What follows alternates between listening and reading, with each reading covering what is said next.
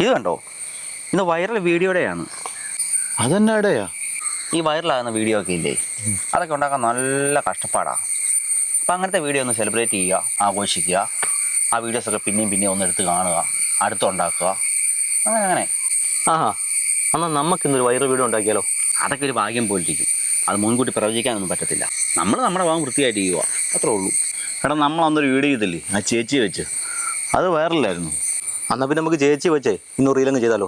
ഞാൻ വിളിച്ചു നോക്കട്ടെ. വിളിക്ക്. പിന്നെ വേറൊരു കാര്യമുണ്ട്, ഇന്നെങ്കിലും എനിക്ക് സെൻറ്റ് രൂപയ്ക്ക് ഒരു സീരിയസ് വേഷം തരണേ. നിന്റെ ഈ സൗണ്ട് വെച്ച് ഇതൊക്കെ തരാൻ പറ്റത്തുള്ളൂ. ഹലോ. ആ ചേച്ചി, ഞങ്ങളാണേ. അന്നാ വൈറൽ വീഡിയോ എടുത്തേ. ആ മനസ്സിലായി മോനെ. എന്തായിരുന്നു ചേച്ചി, ഇന്നൊന്നുകൂടെ ഒന്ന് ഹെൽപ്പ് ചെയ്യാവോ? ഒരു റീൽ ചെയ്യണമായിരുന്നു.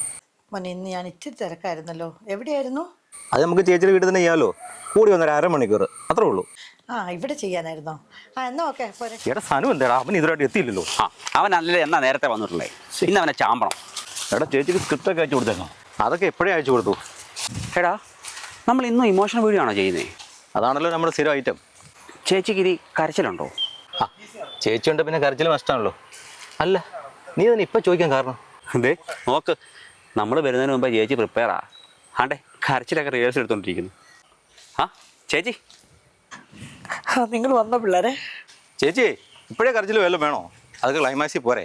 ഞാനില്ലടാ മക്കളെ, ഇന്ന് നമുക്ക് വേറൊരു ദിവസം ചെയ്യാം. അല്ല, ചേച്ചി ശരിക്കും കരയുമായിരുന്നോ? ഞങ്ങൾ ശരിക്കും ഓർത്തത് ചേച്ചി ട്രെയിലർ നോക്കുമായിരിക്കും എന്നാ. ഞാൻ ആകെ പ്രശ്നത്തിലാടാ മക്കളെ. ഇത് വാടക വീടാണേ.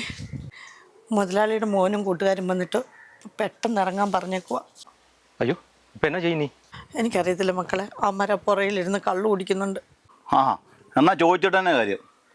ചോദിക്കണ്ടാ, അമ്മ തന്നിരുന്നാറും. അയ്യോ വേണ്ട മക്കളെ, നിങ്ങൾ ചോദിക്കാനൊന്നും പോകണ്ട. അമ്മരെ കണ്ടാലും ഞാഞ്ഞുലു പോലെ ഇരിക്കുന്നെങ്കിലും അമ്മരയിൽ കത്തിയൊക്കെ ഉണ്ട്. നിങ്ങൾ പൊക്കോ. ചേച്ചിക്കൊരു പ്രശ്നം വരുമ്പം ഞങ്ങൾ ഓടി വിളിക്കാനോ? അതിന് ഒരാളെ നോക്കണം. എടാ, ആവേശത്തിന് ഓരോന്ന് ചാടി പറയരുത്, നല്ല ഇടി കിട്ടും.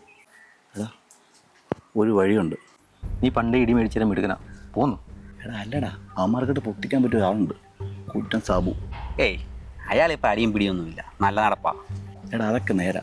പുള്ളിയും കൂടെ എപ്പോഴും നമ്മുടെ വീഡിയോ കൂട്ടാമെന്ന് ചോദിക്കും. അതിന്? എടാ, ചേച്ചി നമ്മുടെ ടീമിലുള്ളതല്ലേ.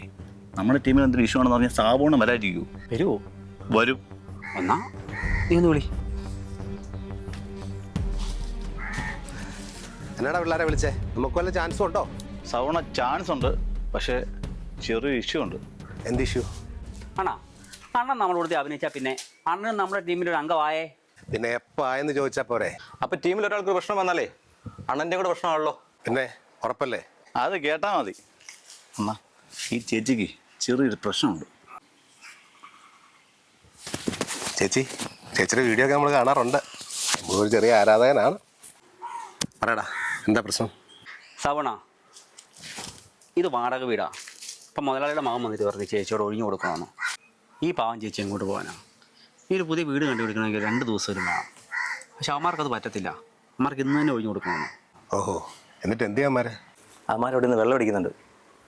അമ്മാരെ കത്തിയൊക്കെ ഉണ്ട്. അതുകൊണ്ടാണ് ഞങ്ങളൊന്ന്. എന്നാ വേടാ, നമുക്കൊന്ന് നോക്കാം. ഭയങ്കര വയറ്റിന് എടുക്കുന്ന കൂട്ടിപ്പോരെ. അവൻ മുങ്ങി.